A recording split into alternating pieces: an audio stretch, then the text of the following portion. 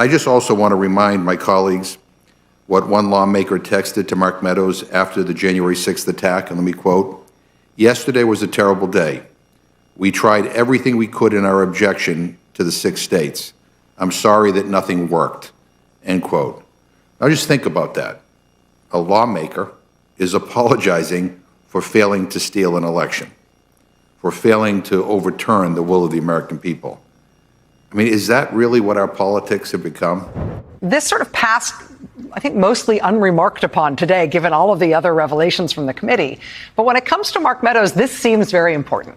When it comes to Mark Meadows, we also today got a brand new, previously unheard assertion from his top deputy, Cassidy Hutchinson, about what Mark Meadows did around this time and why he did it.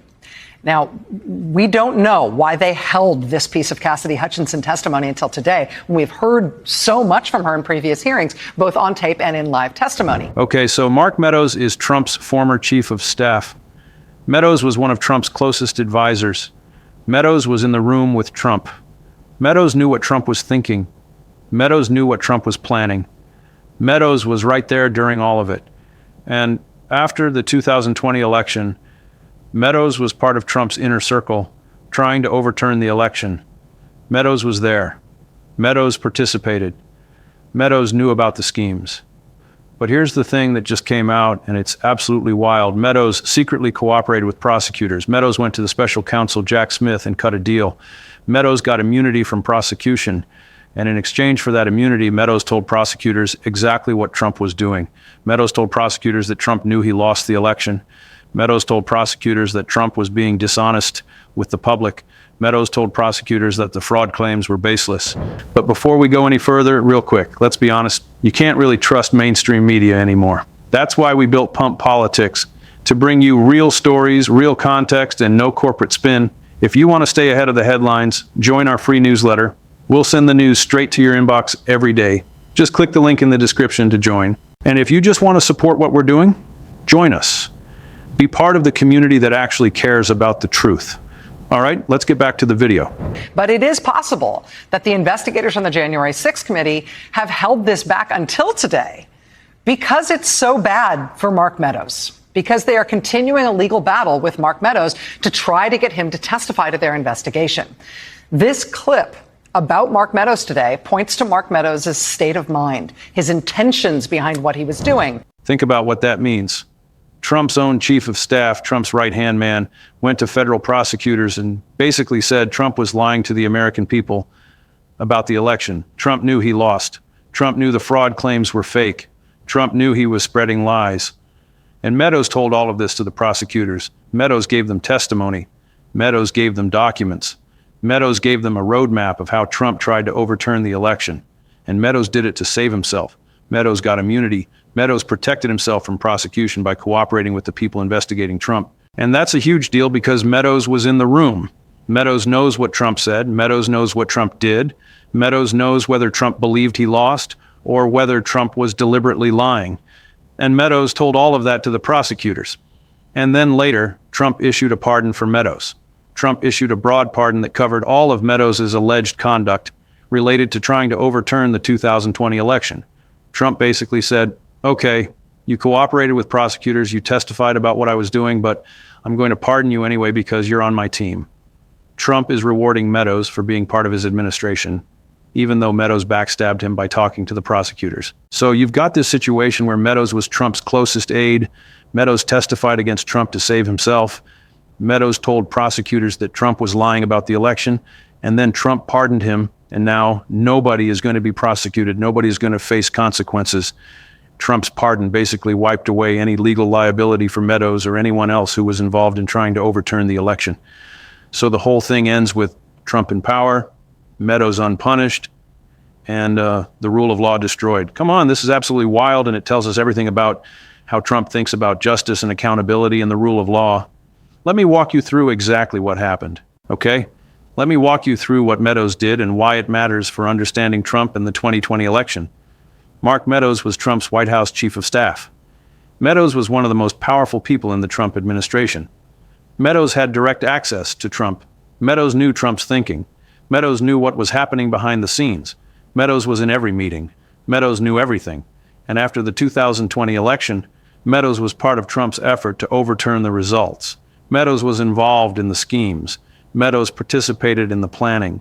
Meadows was actively trying to help Trump stay in power despite losing the election. But then special counsel Jack Smith started investigating Trump's conduct after the election. Smith was looking at whether Trump violated the law by trying to overturn the election. Smith was gathering evidence. Smith was building a case. And at some point, Smith's team approached Meadows. Smith wanted to talk to Meadows. Smith wanted Meadows' testimony. Smith wanted Meadows to explain what Trump was doing and why. And Meadows faced a decision. Meadows could refuse to cooperate. Meadows could stay loyal to Trump. Meadows could refuse to talk to prosecutors. But that would mean Meadows might face prosecution himself. That would mean Meadows might go to prison. That would mean Meadows might be held accountable for his role in the schemes. Or Meadows could cut a deal with Smith. Meadows could cooperate with the prosecutors. Meadows could give testimony in exchange for immunity from prosecution. Meadows could protect himself by talking to the people investigating Trump. And that's what Meadows apparently decided to do. According to ABC News reporting from October 2023, Meadows was granted immunity by Jack Smith. Meadows secured immunity from prosecution in exchange for testifying before a grand jury. Meadows provided testimony. Meadows gave the prosecutors information. Meadows handed over documents and texts. And Meadows told the prosecutors things that were deeply damaging to Trump. What did Meadows tell the prosecutors? According to the reporting, Meadows told prosecutors that Trump was being dishonest with the public about winning the 2020 election. Meadows told prosecutors that Trump knew he lost. Meadows said of the 2020 election, obviously we didn't win. Obviously. Meadows was saying it was obvious to everyone in the Trump administration that Trump lost the election. Trump lost. The election results were what they were. Trump didn't win. And yet Trump was going out and telling the public that he won. Trump was claiming the election was rigged. Trump was claiming there was fraud. Trump was lying to the American people, and Meadows knew it. Meadows was in the room. Meadows heard Trump say these things. And Meadows apparently told prosecutors that it was obvious Trump was lying. And Meadows also told prosecutors that he repeatedly warned Trump about this. Meadows said he told Trump after the election that the fraud claims were baseless. Meadows warned Trump that the claims of a stolen election were not true. Meadows apparently tried to convince Trump to accept the election results. Meadows apparently told Trump that the election was over and Trump lost. But Trump didn't listen. Trump refused to accept reality. Trump kept pushing the fraud claims. Trump kept insisting that the election was stolen. And Meadows knew better. Meadows knew the fraud claims were fake. But Meadows kept working with Trump anyway.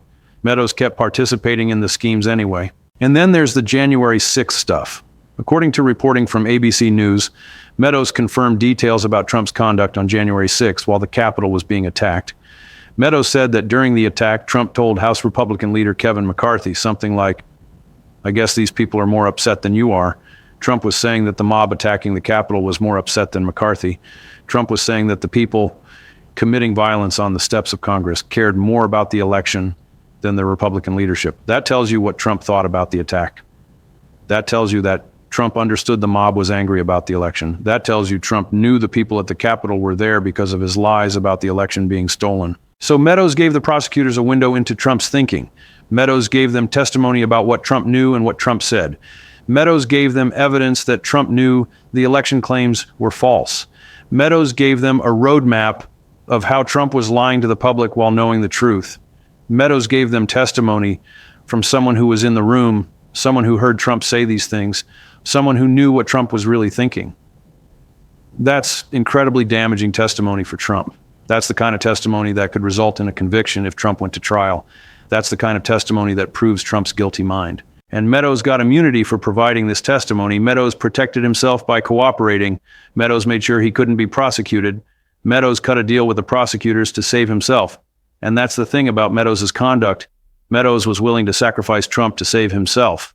Meadows was willing to backstab Trump to avoid prosecution. Meadows was willing to tell the truth to the prosecutors, even though that truth implicated Trump in crimes.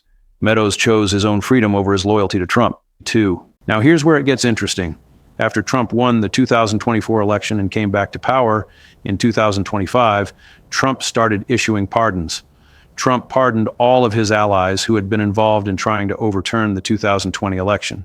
Trump issued broad, sweeping pardons that covered Rudy Giuliani, Mark Meadows, Sidney Powell, John Eastman, the fake electors, and many other people. Trump described these prosecutions as a grave national injustice. Trump said these people shouldn't have been prosecuted.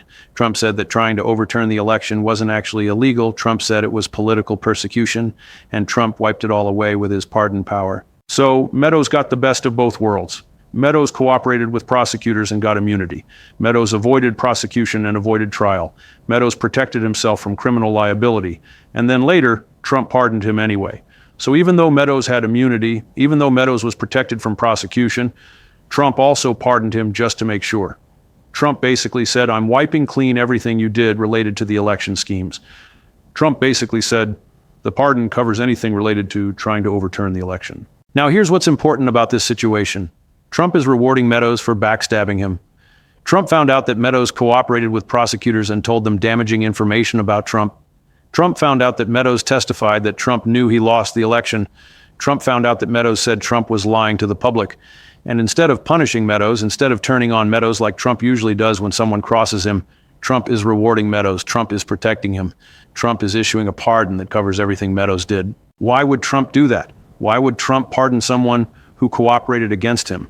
The answer is that Trump doesn't actually care about loyalty the way people think. Trump cares about power.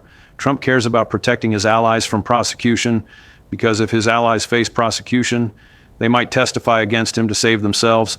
If his allies go to trial, they might go public with damaging information.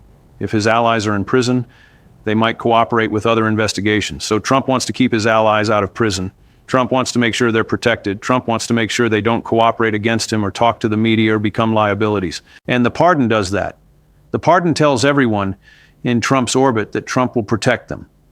The pardon tells them that even if they testify against Trump, even if they cooperate with prosecutors, Trump will still pardon them. The pardon is Trump's way of saying you're safe, you're protected, I'm the president, and I can pardon you so you don't have to worry about prosecution. You don't have to worry about going to prison. You can do whatever you want and I'll protect you. That's the message of the pardon. That's what Trump is signaling to everyone in his administration and everyone in his political orbit. Okay. Let me break this down into the three main points that matter about what Mark Meadows did and what Trump's pardon of Meadows means for accountability and the rule of law. First point, and this is documented by multiple news outlets. Mark Meadows was granted immunity by special counsel Jack Smith and testified before a grand jury that Trump was being dishonest about winning the 2020 election, that Meadows repeatedly warned Trump the fraud claims were baseless, and that Meadows told Trump, obviously we didn't win. This is real testimony. This is what someone who was in the room told federal prosecutors. This is direct evidence that Trump knew he'd lost the election and lied about it anyway. Second point, and this is equally important, Trump issued a broad federal pardon for Meadows in November 2025 that covers all conduct related to efforts to overturn the 2020 election, effectively wiping away any legal consequences for Meadows' involvement in the schemes, while also protecting all of Trump's other allies from prosecution. This is Trump using the pardon power to protect people who were involved in trying to overturn the election. This is Trump using the pardon power to prevent witnesses from being prosecuted and potentially cooperating further with investigations. This is Trump using the pardon power to consolidate loyalty around him. Third point, and this is the political angle. The combination of Meadows cooperating with prosecutors and then being pardoned by Trump demonstrates that Trump's pardon power is being used to protect loyalty networks and prevent accountability for election schemes, effectively rendering criminal prosecution impossible for anyone involved in Trump's inner circle. So you've got a situation where no one is going to be punished, no one is going to face consequences. Trump's allies are all protected by pardons, and the rule of law is destroyed in the process. Now let's talk about what this means for accountability and for the rule of law. The whole point of the criminal justice system is that people face consequences for breaking the law. The whole point of prosecutors is to investigate crimes and bring charges. The whole point of juries is to determine whether someone is guilty or innocent. And the whole point of judges is to sentence people if they're convicted. But none of that works if the president can just pardon everyone at the end. None of that works if the president can protect all of his allies from prosecution. None of that works if the rule of law is subordinate to the president's political interests. And that's what we're seeing with Trump's pardons. Trump is using the pardon power to protect his political interests. Trump is using the pardon power to prevent accountability for his allies. Trump is using the pardon power to render the criminal justice system meaningless. Trump is basically saying, the rule of law doesn't apply to me and my allies. We're above the law. We can do whatever we want because I have the pardon power, and I'll protect everyone from prosecution. Think about what Mark Meadows did. Meadows participated in schemes to overturn the 2020 election. Meadows was involved in efforts to pressure state officials. Meadows was involved in efforts to create fake electors. Meadows was part of Trump's inner circle trying to stay in power despite losing the election. That's serious criminal conduct. That's serious violations of law. And Meadows participated in it, but Meadows also cooperated with prosecutors to save himself. Meadows testified about Trump's conduct. Meadows gave evidence that Trump knew he lost. Meadows gave evidence that Trump was lying to the public. And then Trump pardoned him anyway. So Meadows faced no consequences. Meadows avoided prison. Meadows protected himself by cooperating and then protected himself again with a pardon. And everyone else in Trump's orbit sees this and understands the lesson. The lesson is that you can participate in schemes to overthrow the government, you can lie about elections, you can try to use law enforcement to stay in power, and you won't face any consequences as long as you're loyal to Trump. You can cooperate with prosecutors if you need to protect yourself, but Trump will pardon you anyway, so it doesn't matter. You're protected, you're in the inner circle, you're above the law. Here's why this is so dangerous for democracy. If the president can pardon anyone involved in trying to overthrow the government, then there's no check on the presidency. There's no consequence for abusing power. There's no reason for the president to follow the law. The president becomes a dictator. The president becomes above the law. And everyone in the president's orbit becomes above the law too. That's not a democracy. That's authoritarianism. And the fact that Meadows cooperated with prosecutors only to be pardoned later is especially problematic. It shows that the pardon power is being used not just to protect loyalty, but to prevent accountability. It shows that Trump is saying to everyone in his orbit, you can cooperate with prosecutors if you need to, but I'll protect you anyway. You can testify against me if you need to save yourself, but I'll pardon you. It shows that Trump is using the pardon power as a tool to keep people loyal and keep people quiet. If you're pardoned, you can't cooperate with other investigations. You can't testify against Trump. You're protected, but you're also bought off. You're protected in exchange for your silence. Think about what the proper outcome should have been. The proper outcome is that Trump would face prosecution for his conduct related to the 2020 election. Meadows would testify at Trump's trial about what Trump said and what Trump did. A jury would hear testimony from someone in the room with Trump. A jury would hear evidence that Trump knew he lost and lied about it. A jury would have all the information they needed to convict Trump, and Trump would face prison. That's the rule of law. That's how the system is supposed to work. But that's not what happened. Instead, Trump is using the pardon power to prevent that outcome. Trump is using the pardon power to protect Meadows from prosecution. Trump is using the pardon power to make sure Meadows can't testify against him at trial. Trump is using the pardon power to consolidate loyalty. Trump is using the pardon power to make sure no one faces consequences for trying to overturn the election. And here's what makes it even worse. Meadows is only one of many people being pardoned. Trump is pardoning Rudy Giuliani. Trump is pardoning Sidney Powell. Trump is pardoning John Eastman. Trump is pardoning the fake electors. Trump is pardoning everyone involved in the schemes. So everyone who participated is protected. Everyone who knew what Trump was doing is protected. Everyone who could testify against Trump is protected. And therefore, no one will ever be held accountable. No one will ever be prosecuted. No one will ever face trial. No one will ever be convicted. The rule of law is completely destroyed. So to bring it all together, Mark Meadows was Trump's chief of staff during the efforts to overturn the 2020 election. Meadows cooperated with special counsel Jack Smith and testified that Trump knew he lost the election, but kept lying about it anyway. Meadows was granted immunity in exchange for his testimony, and then Trump issued a federal pardon for Meadows that covered all conduct related to the election schemes. So Meadows faced no consequences, and neither will anyone else involved because Trump is using the pardon power to protect them all. This is what the end of the rule of law looks like. This is what happens when a president uses the pardon power to protect loyalty networks. This is what happens when the rule of law is subordinate to the president's political interests. No one faces accountability. No one faces consequences.